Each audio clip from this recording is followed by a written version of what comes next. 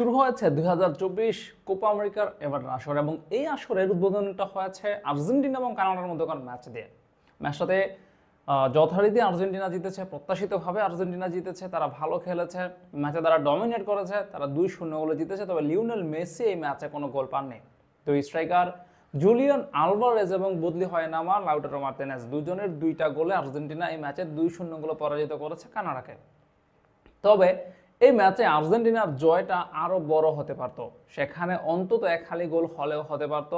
এছাড়া কানাডার সামনে সুযোগ ছিল বেশ কিছু গোল গোল করার, তারা কিছু গোল পরিশোধ করতে পারত যদি তাদের ফিনিশিং এত দুর্বল না হতো।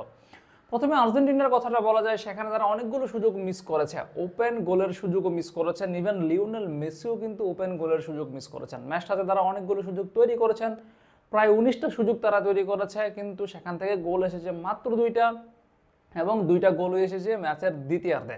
তারা প্রথমার্ধে এবং দ্বিতীয়ার্ধে দুই অর্ধেই তারা বেশ কিছু ওপেন গোলের সুযোগ তৈরি করেছিল। গোলকিপারের সঙ্গে 1-on-1 পজিশনে তারা বেশ কয়েকবার চলে এসেছিল, কিন্তু তাদের সেই শটগুলো হয় ব্লক হয়েছে, না হয় গোলকিপার আটকে দিয়েছে, অথবা শটগুলো লক্ষ্যভ্রষ্ট হয়েছে। একই কথা প্রযোজ্য কানাডার ক্ষেত্রেও, তারাও কিন্তু বেশ কয়েকটা গোলের সুযোগ তৈরি করেছিল, তার মধ্যে কিছু এমিলিয়ানো মার্টিনেজের দারুণ সেভ ছিল, অধিকাংশই গোল মিসের মহড়া ছিল কানাডার।